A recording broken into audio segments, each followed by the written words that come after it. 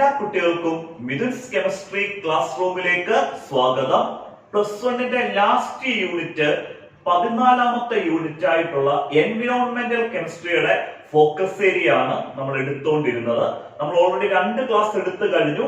നമ്മുടെ final part last class ആണ് നമ്മൾ എൻവയോൺമെന്റൽ കെമിസ്ട്രിയുടെ എടുക്കുന്നത്. ഇന്നത്തെ ക്ലാസ് കൂടെ കഴിയുമ്പോൾ നമ്മൾ ഫോക്കസ് ഏരിയ കംപ്ലീറ്റ് ആയിട്ട് എടുത്തിട്ടുണ്ട്. കാരണം ഫോക്കസ് ഏരിയ കംപ്ലീറ്റ് ആയിട്ട് എടുത്തെന്ന് പറഞ്ഞ് നമ്മൾ നാളെ തൊട്ട് ക്ലാസ്സുകൾ ഇടാതിരിക്കത്തില്ല. നമ്മൾ നാളെ തൊട്ട് പ്രോബ്ലം സെക്ഷന്റെ ക്ലാസ്സുകളായിരിക്കും ഇടുന്നത്. നമ്മൾ ഓരോ പാഠത്തിന്റെ പ്രോബ്ലംസ് നല്ല അടിപൊളിയായിട്ട് നമ്മുടെ എക്സാമിനേഷൻ ഒക്കെ 100% ചോദിക്കാൻ സാധ്യതയുള്ള പ്രോബ്ലംസ് ഒക്കെ നല്ല കിടിലനായിട്ട് നമ്മൾ നാളെ തൊട്ട് ചെയ്യിപ്പിക്കും. പ്രോബ്ലംസും കൂടെ ചെയ്യിപ്പിച്ചു കഴിഞ്ഞ് ഓരോ യൂണിറ്റിൽ നിന്നും ഫോക്കസ് ഏരിയയിൽ നിന്നല്ലാതെ നമുക്ക് എക്സാമിനേഷൻ ഇമ്പോർട്ടന്റ് ആയിട്ട് ചോദിക്കാൻ സാധ്യതയുള്ള ടോപ്പിക്സ് അത് കഴിഞ്ഞ് നമ്മൾ എടുക്കും. നിങ്ങൾക്ക് ഫുൾ മാർക്ക് കിട്ടാനുള്ള എല്ലാ കാര്യങ്ങളും നമ്മുടെ ചാനലിലൂടെ തരുന്നതായിരിക്കും. മാക്സിമം നമ്മുടെ ക്ലാസ്സുകൾ നിങ്ങളുടെ ഫ്രണ്ട്സിലേക്കും ഫ്രണ്ട്സ് ഗ്രൂപ്പുകളിലേക്കും എല്ലാം ഒന്ന് ഷെയർ ചെയ്ത് കൊടുക്കുക. മാക്സിമം സപ്പോർട്ട് ചെയ്യുക. കാരണം അത്രയ്ക്ക് എഫേർട്ട് എടുത്തിട്ടാണ് നമ്മൾ ഇതേപോലുള്ള ക്ലാസ്സുകൾ നിങ്ങൾക്ക് എല്ലാ ദിവസവും തരുന്നത്. മാക്സിമം സപ്പോർട്ട് ചെയ്യുക. അതേപോലെ നമ്മുടെ ഫ്രീ വാട്സ്ആപ്പ് ഗ്രൂപ്പിന്റെ ലിങ്കും ഡിസ്ക്രിപ്ഷനിൽ കൊടുത്തിട്ടുണ്ട്. പുതുതായിട്ട് നമ്മുടെ ക്ലാസ്സുകൾ കാണുന്ന കുട്ടികൾക്ക് ഫ്രീ വാട്സ്ആപ്പ് ഗ്രൂപ്പിൽ ജോയിൻ ചെയ്യാം. കാരണം ഇപ്പൊ പോർഷൻ തീർന്നു പറഞ്ഞൊന്നും പേടിക്കേണ്ട. ആദ്യം തൊട്ടുള്ള ക്ലാസ്സുകളും നോട്ട്സുകളും നിങ്ങൾക്ക് ആവശ്യമുണ്ടെങ്കിൽ എന്റെ പേഴ്സണൽ വാട്സ്ആപ്പ് നമ്പർ ഡിസ്ക്രിപ്ഷൻ ബോക്സിൽ കൊടുത്തിട്ടുണ്ട്. ഒന്ന് മെസ്സേജ് ചെയ്യുക. ആദ്യം തൊട്ടുള്ള ക്ലാസ്സുകളും നോട്ട്സുകളും എല്ലാം നിങ്ങളുടെ പേഴ്സണൽ വാട്സ്ആപ്പിലേക്ക് സെൻഡ് ചെയ്യുന്നതായിരിക്കും. ഇനി അധികം സമയം നമ്മൾ കളയുന്നില്ല. നമ്മൾ ഇന്ന് എടുക്കാനുള്ള ഫോക്കസ് ഏരിയ നോക്കാം. നമ്മുടെ ലാസ്റ്റ് ഫോക്കസ് ഏരിയ എൻവയോൺമെന്റൽ കെമിസ്ട്രിയുടെ ലാസ്റ്റ് ഫോക്കസ് ഏരിയ ആണ് green chemistry in day to day life. Green chemistry in day to day life. ഈ green chemistry in day to day ലൈഫിനകത്ത് നമ്മൾ ആദ്യം എടുക്കുന്നത് ഗ്രീൻ കെമിസ്ട്രി ഒരു ഇൻട്രൊഡക്ഷൻ ആണ്. കാരണം എന്താണ് ഗ്രീൻ കെമിസ്ട്രി എന്ന് അറിയാതെ നമുക്ക് ഡേ ടു ഡേ ലൈഫിലുള്ള ആപ്ലിക്കേഷൻ പറയാൻ പറ്റത്തില്ല. അതിന് ആദ്യം എന്താണ് ഗ്രീൻ കെമിസ്ട്രി എന്ന് ക്ലിയർ ആയിട്ട് ഇൻട്രൊഡക്ഷൻ നൽകും. അത് കഴിഞ്ഞിട്ട് ഗ്രീൻ കെമിസ്ട്രിയുടെ ആപ്ലിക്കേഷന് 3 ആപ്ലിക്കേഷൻ ഉണ്ട്. ഗ്രീൻ കെമിസ്ട്രിയുടെ ആ 3 ആപ്ലിക്കേഷൻ നമ്മൾ അടുത്തതായിട്ട് എക്സ്പ്ലെയിൻ ചെയ്യും. ഈ applications of green chemistry in day to day life വളരെ ഇമ്പോർട്ടന്റ് സെക്ഷൻ ആണ്. നമുക്ക് 3 മാർക്ക് സെക്ഷനിലൊക്കെ റിപ്പീറ്റഡ് ആയിട്ട് ക്വസ്റ്റ്യൻ ചോദിച്ചിട്ടുണ്ട്. What are the applications? What are the 3 applications of green chemistry in day to day life എന്നുള്ളത്. നമുക്ക് ആദ്യം ഗ്രീൻ കെമിസ്ട്രിയുടെ ഇൻട്രൊഡക്ഷൻ നോക്കാം. ഗ്രീൻ കെമിസ്ട്രി ഇൻട്രൊഡക്ഷനിലോട്ട് പോകുന്നതിന് മുമ്പ് സബ്സ്ക്രൈബ് ചെയ്യാത്ത കുട്ടികൾ ഒന്ന് സബ്സ്ക്രൈബ് ചെയ്യണം. സബ്സ്ക്രൈബ് ചെയ്യാൻ നമ്മുടെ ക്ലാസ്സുകൾ കാണുന്ന ഒത്തിരി കുട്ടികളുണ്ട്.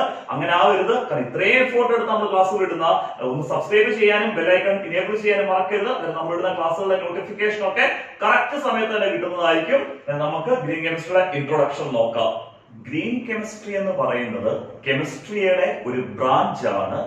ഗ്രീൻ കെമിസ്ട്രി ഇൻട്രൊഡ്യൂസ് ചെയ്തിരിക്കുന്നത് എൻവയോൺമെന്റിനെ പൊല്യൂട്ട് ചെയ്യുന്ന ഹാർംഫുൾ കെമിക്കൽസിന്റെ പ്രൊഡക്ഷൻ കുറയ്ക്കാനും ആ ഹാർംഫുൾ കെമിക്കൽസിന് പകരം എക്കോ ഫ്രണ്ട്ലി പ്രോഡക്ട്സ് ഇൻട്രൊഡ്യൂസ് ചെയ്യാനുമാണ് ഗ്രീൻ കെമിസ്ട്രി എന്നുള്ള കെമിസ്ട്രിയുടെ ബ്രാഞ്ച് ഇൻട്രൊഡ്യൂസ് ചെയ്തിരിക്കുന്നത്. അങ്ങനെ എൻവയോൺമെന്റിനെ പൊല്യൂട്ട് ചെയ്യുന്ന ഹാർംഫുൾ കെമിക്കൽസിന്റെ പ്രൊഡക്ഷൻ കുറയ്ക്കുകയും ആ ഹാർംഫുൾ കെമിക്കൽസ് ഉപയോഗിക്കേണ്ട ഫീൽഡില് ആ ഹാർംഫുൾ കെമിക്കൽസിന് പകരം എക്കോ ഫ്രണ്ട്ലി പ്രോഡക്ട്സ് ഇൻട്രൊഡ്യൂസ് ചെയ്യുകയും അങ്ങനെ എൻവയോൺമെന്റൽ പൊല്യൂഷൻ മിനിമൈസ് ചെയ്യാനും വേണ്ടി നമ്മൾ ഇൻട്രൊഡ്യൂസ് ചെയ്ത കെമിസ്ട്രിയുടെ ഒരു ബ്രാഞ്ച് ആണ് ഗ്രീൻ കെമിസ്ട്രി എന്ന് പറയുന്നത്. ഗ്രീൻ കെമിസ്ട്രിയുടെ മെയിൻ എയിം എന്ന് പറയുന്നത് എൻവയോൺമെന്റൽ പൊല്യൂഷൻ മിനിമൈസ് ചെയ്യുക എന്നുള്ളത്. എങ്ങനെയാണ് എൻവയോൺമെന്റൽ പൊല്യൂഷന് മിനിമൈസ് ചെയ്യുന്നത്? ഹാർംഫുൾ എൻവയോൺമെന്റിനെ പൊല്യൂട്ട് ചെയ്യുന്ന ഹാർംഫുൾ കെമിക്കൽസിന്റെ പ്രൊഡക്ഷൻ കുറയ്ക്കുക. ആ ഹാർംഫുൾ കെമിക്കൽസ് ഉപയോഗിക്കേണ്ട ഫീൽഡില് ആ ഹാർംഫുൾ കെമിക്കൽസിന് പകരം നമ്മൾ സബ്സ്റ്റിറ്റ്യൂട്ട് ആയിട്ട് എക്കോ ഫ്രണ്ട്ലി പ്രോഡക്ട്സ് ഉപയോഗിക്കുന്നു. അങ്ങനെ എക്കോ ഫ്രണ്ട്ലി പ്രോഡക്ട്സ് ഉപയോഗിക്കുമ്പോൾ നോർമലി എന്ത് മിനിമൈസ് ചെയ്യുന്നു? എൻവയോൺമെന്റൽ പൊല്യൂഷന് മിനിമൈസ് ചെയ്യുന്നു. എന്താണ് ഗ്രീൻ കെമിസ്ട്രി എന്നുള്ളത് ക്ലിയർ ആയി. അതിന്റെ ഇൻട്രൊഡക്ഷൻ നമുക്ക് വളരെ സിമ്പിൾ ആയിട്ട് എഴുതാം. ശ്രദ്ധിച്ചിരിക്കണം. Green chemistry is introduced to minimize the production of harmful chemicals. Green chemistry is introduced to minimize the production of harmful chemicals and use eco-friendly products. ഈ harmful chemicalsന്റെ production കുറയ്ക്കുക. harmful chemicalsന് പകരം നമ്മൾ എന്ത് use ചെയ്യണം?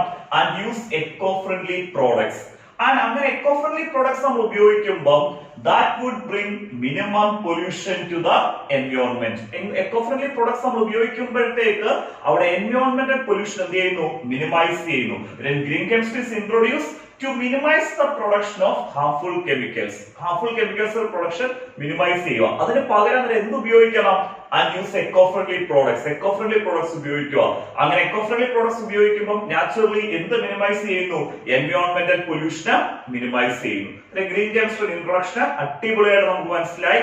അടുത്ത നമ്മൾ പറയുന്നതാണ് green chemistry day to day life. പരീക്ഷയ്ക്ക് റിപ്പീറ്റഡ് ആയിട്ട് ക്വസ്റ്റ്യൻ വരുന്നതാണ്.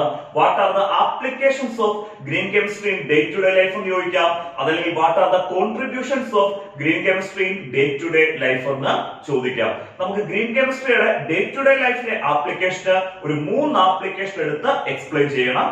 നമുക്ക് green chemistry day to day ലൈഫിന്റെ ആപ്ലിക്കേഷൻ നോക്കാം. ഗ്രീൻ കെമിസ്ട്രിയുടെ ഡേ ടു ഡേ ലൈഫിലുള്ള ഫസ്റ്റ് ആപ്ലിക്കേഷൻ എക്സ്പ്ലെയിൻ ചെയ്യാം. ഫസ്റ്റ് ആപ്ലിക്കേഷൻ ആണ് dry cleaning of clothes. Dry cleaning of ക്ലോത്തസ്.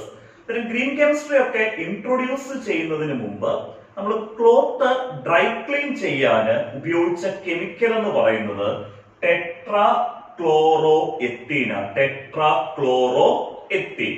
ടെട്രാക്ലോറോ എത്തീന്റെ ഫോർമുലയാണ് നമ്മൾ ബോർഡിൽ എഴുതിയേക്കുന്നത് Cl2 C double bond C Cl2. കാരണം ഈ കോമ്പൗണ്ട് ആണ് ടെട്രാക്ലോറോ എത്തീൻ. കാരണം ഇതിന്റെ പേര് ടെട്രാക്ലോറോ എത്തീൻ എന്ന് വരുന്നത് എന്തുകൊണ്ടാണെന്ന് നമുക്ക് എക്സ്പ്ലെയിൻ ചെയ്യാം. ഇവിടെ 4 ക്ലോറിൻ ഉണ്ട്. 4 ക്ലോറിൻ ആകുമ്പോഴത്തേക്ക് ടെട്രാക്ലോറോ. എത്ര കാർബൺ ആറ്റം ഉണ്ട്? 2 carbon atom. 2 carbon atom base root eth. Double bond ആണല്ലോ ഉള്ളത്, അതുകൊണ്ട് തന്നെ ENE.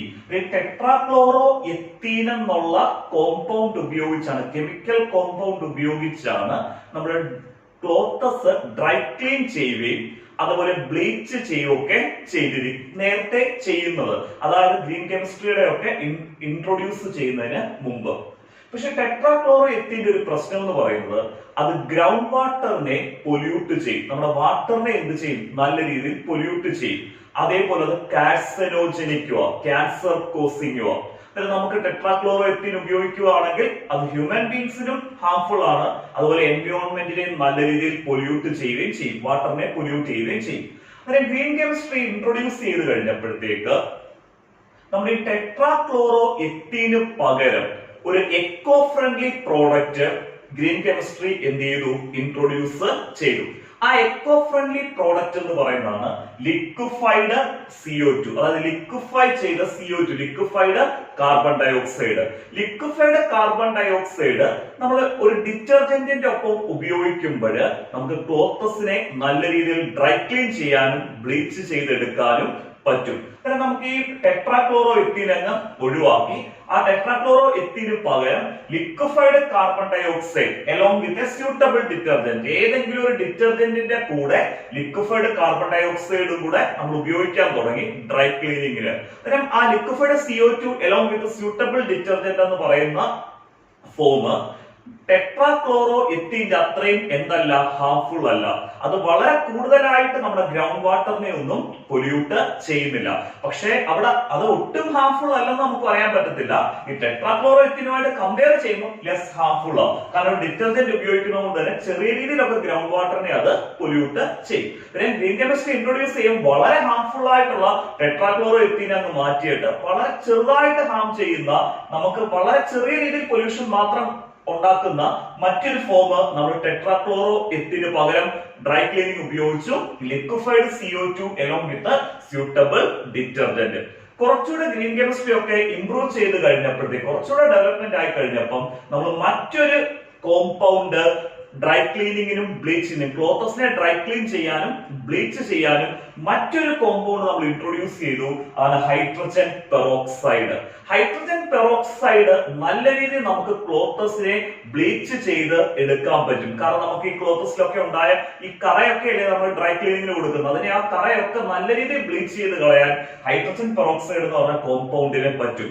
ഈ ഹൈഡ്രജൻ പെറോക്സൈഡ് എന്ന് പറഞ്ഞ കോമ്പൗണ്ട് ഒട്ടും ഹാർംഫുൾ അല്ല. അത് ഗ്രൗണ്ട് വാട്ടറിനെ പൊല്യൂട്ട് ചെയ്യുന്നില്ല, എൻവയോൺമെന്റിനെ ഹാം ചെയ്യുന്നില്ല. അത് കൂടാതെ ഈ ഹൈഡ്രജൻ പെറോക്സൈഡ് അഡ്വാൻറ്റേജും ഉണ്ട്. ഹൈഡ്രജൻ പെറോക്സൈഡ് ഉപയോഗിച്ച് ബ്ലീച്ചിങ് ക്ലോത്തസിനെ ചെയ്യുവാണെങ്കിൽ നമുക്ക് കുറച്ച് വാട്ടർ മാത്രം ഉപയോഗിച്ചാൽ മതി. അതിന് ഗ്രൗണ്ട് വാട്ടറെ നമുക്ക് സേവ് ചെയ്യാനും പറ്റും, എൻവയോൺമെന്റിനെ പൊല്യൂട്ട് ചെയ്യാനും പറ്റും ഈ ഹൈഡ്രജൻ പെറോക്സൈഡ് ഉപയോഗിച്ചുകൊണ്ട്.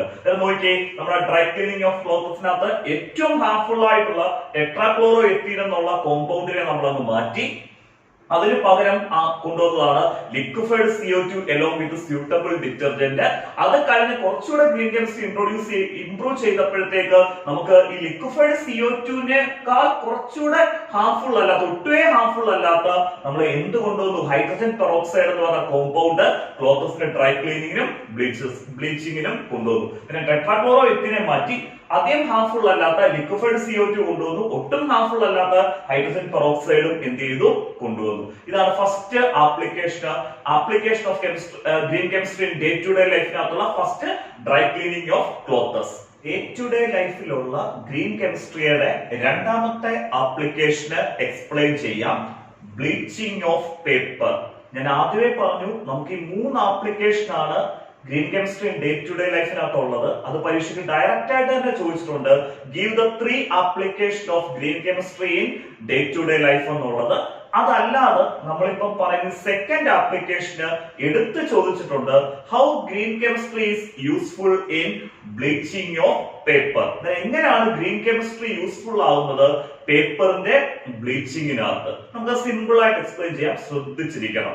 ഗ്രീൻ കെമിസ്ട്രി ഒക്കെ ഇൻട്രൊഡ്യൂസ് ചെയ്യുന്നതിന് മുമ്പ് പേപ്പർ ഇൻഡസ്ട്രിയിൽ നമ്മൾ ബ്ലീച്ചിങ്ങിന് ഉപയോഗിച്ചിരിക്കുന്ന ഗ്യാസ്, ബ്ലീച്ചിങ്ങിന് ഉപയോഗിക്കുന്ന ഗ്യാസ് എന്ന് പറയുന്നത് ക്ലോറിൻ ഗ്യാസ്. ക്ലോറിൻ ഗ്യാസ് നല്ലൊരു ബ്ലീച്ചിങ് ഏജന്റ് ആണ്, അതിനകത്ത് ഒരു സംശയവും ഇല്ല. പക്ഷേ ഈ ക്ലോറിൻ ഗ്യാസ് എന്ന് പറയുന്ന ബ്ലീച്ചിങ് ഏജന്റ് ഹൈലി ടോക്സിക്, വളരെ ടോക്സിക് ആയിട്ടുള്ള ഒരു കെമിക്കലാണ് ക്ലോറിൻ ഗ്യാസ് എന്നുള്ളത്. അത് നമ്മുടെ ഹ്യൂമൻ ബീങ്സിനെ, എൻവയോൺമെന്റിനെ എല്ലാം പൊല്യൂട്ട് ചെയ്യും chlorine gas. Green chemistry introduce ചെയ്തപ്പോൾ നമ്മുടെ പേപ്പർ ഇൻഡസ്ട്രീസില് ബ്ലീച്ചിങ്ങിന് ക്ലോറിൻ ഗ്യാസിന് പകരം ഇൻട്രൊഡ്യൂസ് ചെയ്ത കോമ്പൗണ്ട് ആണ് ഹൈഡ്രജൻ പെറോക്സൈഡ്. നമ്മളൊരു സ്യൂട്ടബിൾ കാറ്റലിസ്റ്റിന്റെ പ്രസൻസിൽ ഹൈഡ്രജൻ പെറോക്സൈഡ് ബ്ലീച്ചിങ് ഏജന്റ് ആയിട്ട് ഉപയോഗിക്കുകയാണെങ്കിൽ അത് നല്ല റിസൾട്ട് പേപ്പർ ഇൻഡസ്ട്രീസിൽ എന്ത് ചെയ്യുന്നുണ്ട്, തരുന്നുണ്ട്. അതുപോലെ തന്നെ ഈ ഹൈഡ്രജൻ പെറോക്സൈഡ് എന്ന് പറഞ്ഞ കോമ്പൗണ്ട് അത് ഹ്യൂമൻ ബീങ്സിനെയും എൻവയോൺമെന്റിനെയും ഒന്നും എന്ത് ചെയ്യുന്നില്ല, ഹാം ചെയ്യുന്നില്ല. എൻവയോൺമെന്റിനെ പൊല്യൂട്ട് ചെയ്യാത്ത, നോൺ ടോക്സിക് അല്ലാത്ത ഒരു ബ്ലീച്ചിങ് ഏജന്റ് ആണ് ഹൈഡ്രജൻ പെറോക്സൈഡ്. നമ്മുടെ ഹൈഡ്രജൻ പെറോക്സൈഡ് തന്നെ നമുക്ക് ബ്ലീച്ചിങ് ഏജന്റ് ആയിട്ട് ഉപയോഗിക്കാം. പക്ഷേ ഹൈഡ്രജൻ പെറോക്സൈഡിനോടൊപ്പം തന്നെ ഒരു catalyst, hydrogen peroxide with a suitable catalyst bleaching agent ആയിട്ട് നമ്മൾ ഉപയോഗിക്കുകയാണെങ്കിൽ നല്ല റിസൾട്ട് നമുക്ക് പേപ്പർ ഇൻഡസ്ട്രീസിൽ കിട്ടുന്നുണ്ട്. അതിന് ഗ്രീൻ കെമിസ്ട്രി വന്നതുകൊണ്ട് നമ്മള് ക്ലോറിൻ ഗ്യാസ് എന്ന് പറഞ്ഞ ടോക്സിക് ആയിട്ടുള്ള ബ്ലീച്ചിങ് ഏജന്റ് പേപ്പർ ഇൻഡസ്ട്രിയിൽ നിന്ന് മാറ്റിയിട്ട് ഒട്ടും ടോക്സിക് അല്ലാത്ത, ഹാം ചെയ്യാത്ത ഹൈഡ്രജൻ പെറോക്സൈഡ് എന്നുള്ള ബ്ലീച്ചിങ് ഏജന്റ് ഇൻട്രൊഡ്യൂസ് ചെയ്തു. ഹൈഡ്രജൻ പെറോക്സൈഡിന്റെ സ്യൂട്ടബിൾ കാറ്റലിസ്റ്റ് പ്രസൻസിൽ ഹൈഡ്രജൻ പെറോക്സൈഡ് ഉപയോഗിക്കുകയാണെങ്കിൽ നമുക്ക് നല്ല രീതിയിൽ പേപ്പർ ഇൻഡസ്ട്രീസിൽ ബ്ലീച്ചിങ് നടത്താൻ പറ്റും. അതായത് ഗ്രീൻ കെമിസ്ട്രിയുടെ ആപ്ലിക്കേഷൻ ക്ലിയർ ആയി. നമ്മുടെ ബ്ലീച്ചിങ് ഓഫ് പേപ്പറിനകത്ത് ടോക്സിക് ആയിട്ടുള്ള ക്ലോറിൻ ഗ്യാസിന് പകരം ഹൈഡ്രജൻ പെറോക്സൈഡ് എന്നുള്ള നോൺ ടോക്സിക് ആയിട്ടുള്ള കോമ്പൗണ്ട് നമ്മൾ ഉപയോഗിക്കുന്നു. രണ്ടാമത്തെ ആപ്ലിക്കേഷൻ ക്ലിയർ ആയിട്ട് മനസ്സിലായി. ആദ്യത്തെ ആപ്ലിക്കേഷന് ഡ്രൈ ക്ലീനിങ് ഓഫ് ക്ലോത്തസ്, രണ്ടാമത്തെ ആപ്ലിക്കേഷൻ ആയിരുന്നു ബ്ലീച്ചിങ് ഓഫ് പേപ്പർ. ഗ്രീൻ കെമിസ്ട്രിയുടെ ഡേ ടു ഡേ ലൈഫിലുള്ള മൂന്നാമത്തെ ആപ്ലിക്കേഷന് എക്സ്പ്ലെയിൻ ചെയ്യാം. മൂന്നാമത്തെ ആപ്ലിക്കേഷൻ ആണ് സിന്തസിസ് ഓഫ് കെമിക്കൽസ്. അതായത് കെമിക്കൽസിന്റെ സിന്തസിസിൽ നമുക്ക് ഗ്രീൻ കെമിസ്ട്രി എങ്ങനെ അപ്ലൈ ചെയ്യാമെന്നുള്ളതാണ് മൂന്നാമത്തെ ആപ്ലിക്കേഷൻ, സിന്തസിസ് ഓഫ് കെമിക്കൽസ്. ഇതിനകത്ത് നമ്മൾ എടുത്തു പറയുന്ന കെമിക്കൽ എന്ന് പറയുന്നത് എത്തനാൽ ആണ്. 2 കാർബണാറ്റമുള്ള ആൽഡിഹൈഡ് ആണ് എത്തനാൽ. എത്തനാളിന്റെ ഫോർമുലയാണ് CH3CHO. 2 കാർബണാറ്റുള്ള ആൽഡിഹൈഡ് ആണ് എത്തനാൽ. ഗ്രീൻ കെമിസ്ട്രി ഇൻട്രൊഡ്യൂസ് ചെയ്യുന്നതിന് മുമ്പ് നമുക്ക് ഈ എത്തനാൽ എന്നുള്ള കെമിക്കല് പ്രിപ്പയർ ചെയ്യാൻ നമ്മൾ ഉപയോഗിക്കുന്ന പ്രോസസ് എന്ന് പറയുന്നത് വളരെ ഹാർംഫുൾ ആയിട്ടുള്ള പ്രോസസ് ആയിരുന്നു. കാരണം ആ പ്രോസസ്സിൽ ഉണ്ടാകുന്ന ബൈ പ്രോഡക്റ്റ് നല്ല രീതിയിൽ എൻവയോൺമെന്റിനെ പൊല്യൂട്ട് ചെയ്യുമായിരുന്നു. പിന്നെ ആ ഹാർംഫുൾ പ്രോസസ്സിനെ നമ്മൾ ഗ്രീൻ കെമിസ്ട്രി ഇൻട്രൊഡ്യൂസ് ചെയ്യുന്ന സമയത്ത് ഈ എത്തനാൽ നമ്മൾ പ്രിപ്പയർ ചെയ്യാൻ നേരത്തെ ഉപയോഗിച്ചുകൊണ്ടിരുന്ന ഹാർംഫുൾ പ്രോസസ്സിനെ എല്ലാം നമ്മൾ അങ്ങ് മാറ്റിയിട്ട് പുതിയൊരു പ്രോസസ്സ് ഇൻട്രൊഡ്യൂസ് ചെയ്തു. കാരണം എൻവയോൺമെന്റ് ഒട്ടും പൊല്യൂട്ട് ചെയ്യാത്ത 100% നമുക്ക് എഫക്റ്റീവായിട്ട് ഉപയോഗിക്കാൻ പറ്റുന്ന ഒരു പ്രോസസ്സ് ഇൻട്രൊഡ്യൂസ് ചെയ്തു. ആ പ്രോസസ്സ് എന്ന് പറയുന്നത് നമ്മൾ എത്തീൻ എടുക്കുക, 2 കാർബൺ ആറ്റമുള്ള ഡബിൾ ബോണ്ടഡ് കോമ്പൗണ്ട് ആയിട്ടുള്ള എത്തീൻ എടുക്കുന്നു. എത്തീന്റെ ഫോർമുലയാണ് CH2 ഡബിൾ ബോണ്ട് CH2. കാരണം 2 carbon atom base root eth double bond ആയതുകൊണ്ട് എത്തീൻ. ആ എത്തീനെ നമ്മൾ ഓക്സിഡൈസ് ചെയ്യുന്നു. സിംഗിൾ സ്റ്റെപ്പിൽ നമുക്ക് എത്തീനെ ഓക്സിഡൈസ് ചെയ്യാം. നമ്മൾ എത്തീനെ ആരുമായിട്ട് റിയാക്ട് ചെയ്യുന്നു? ഓക്സിജനുമായിട്ട് റിയാക്ട് ചെയ്യുന്നു. അങ്ങനെ എത്തീനെ നമ്മൾ സിംഗിൾ സ്റ്റെപ്പിൽ ഓക്സിഡൈസ് ചെയ്യുന്നു in presence of a catalyst. എന്തിന്റെ പ്രസൻസിലാണ് എത്തീനെ ഓക്സിഡൈസ് ചെയ്യുന്നത്? ഒരു കാറ്റലിസ്റ്റിന്റെ പ്രസൻസിൽ. അങ്ങനെ എത്തീനെ നമ്മൾ സിംഗിൾ സ്റ്റെപ്പിൽ ഓക്സിഡൈസ്, ഒരു കാറ്റലിസ്റ്റ് പ്രസൻസിൽ ഒരു സിംഗിൾ സ്റ്റെപ്പിൽ ഓക്സിഡൈസ് ചെയ്യുമ്പോൾ നമുക്ക് എത്തീൻ എന്തായിട്ട് മാറുന്നു? എത്തനാൽ. 2 കാർബൺ ആറ്റമുള്ള ആൽഡിഹൈഡ് ആയിട്ടുള്ള എത്തനാൽ ആയിട്ട് മാറുന്നു. നമുക്ക് എത്തനാളിനെ പ്രിപ്പയർ ചെയ്യാൻ ഒരു പുതിയൊരു പ്രോസസ്, ഒട്ടും പൊല്യൂഷൻ ഒന്നും ക്രിയേറ്റ് ചെയ്യാത്ത, എൻവയോൺമെന്റിനെ ഹാം ചെയ്യാത്ത പുതിയൊരു പ്രോസസ് നമ്മൾ ഗ്രീൻ കെമിസ്ട്രി ഇൻട്രൊഡ്യൂസ് ചെയ്തു. The one step oxidation of ethene, in presence of a catalyst. നമ്മൾ എത്തീനെ ഒരു സിംഗിൾ സ്റ്റെപ്പിൽ ഓക്സിഡൈസ് ചെയ്യുന്നു. എന്തിന്റെ പ്രസൻസിലാണ്? കാറ്റലിസ്റ്റ് പ്രസൻസിൽ. എത്തീൻ എന്തായിട്ട് മാറുന്നു? എഥനാൽ ആയിട്ട് മാറുന്നു. നമുക്ക് സിമ്പിൾ ആയിട്ട് എക്സ്പ്ലനേഷൻ എഴുതാം. Ethanol is commercially prepared by one-step oxidation of ethene in presence of catalyst. ഇവിടെ പൊല്യൂഷൻ ക്രിയേറ്റ് ചെയ്യുന്നില്ലെന്ന് മാത്രമല്ല, നമ്മൾ ഈ ഒരു മെത്തേഡില് എഥനാളിനെ പ്രിപ്പയർ ചെയ്യുമ്പോൾ ഈൽഡ് വളരെ കൂടുതലായിരിക്കും, പ്രൊഡക്ഷൻ വളരെ എന്തായിരിക്കും? കൂടുതലായിരിക്കും. പിന്നെ ഗ്രീൻ കെമിസ്ട്രിയുടെ ഡേ ടു ഡേ ലൈഫിനകത്തുള്ള 3 ആപ്ലിക്കേഷൻ നല്ല കിടിലനായിട്ട് നമ്മൾ പറഞ്ഞു തന്നു. ഫസ്റ്റ് ആപ്ലിക്കേഷൻ ആയിരുന്നു ഡ്രൈ ക്ലീനിങ് ഓഫ് ക്ലോത്തസ്, രണ്ടാമത്തെ ബ്ലീച്ചിങ് ഓഫ് പേപ്പർ, മൂന്നാമത്തെ സിന്തസിസ് ഓഫ് കെമിക്കൽസ്. ഇത് പരീക്ഷയ്ക്ക് ചോദിക്കുന്ന 3 മാർക്ക് സെക്ഷനിൽ നമുക്ക് ചോദിക്കാൻ പറ്റുന്ന നല്ലൊരു question. Write the 3 applications of green chemistry in day to day life. അത് നമ്മൾ 14 യൂണിറ്റിന്റെ ഫോക്കസ് ഏരിയ നല്ല അടിപൊളിയായിട്ട് നമ്മൾ പഠിപ്പിച്ചിട്ടുണ്ട്. നമ്മൾ നാളെ തൊട്ട് പ്രോബ്ലംസിന്റെ ക്ലാസ്സുകളായിരിക്കും ഇടുന്നത്. ആ പ്രോബ്ലംസിന്റെ ക്ലാസ്സുകൾ ഇടുന്നതിനോടൊപ്പം തന്നെ ഫോക്കസ് ഏരിയ അല്ലാത്തുള്ള ഇമ്പോർട്ടന്റ് സെക്ഷൻസിന്റെ ക്ലാസ്സുകൾ നമ്മൾ നമ്മുടെ ചാനലിൽ അപ്ലോഡ് ചെയ്യുന്നതായിരിക്കും. മാക്സിമം ക്ലാസ്സുകളൊക്കെ ഒന്ന് ഷെയർ ചെയ്യുക. ഓക്കെ.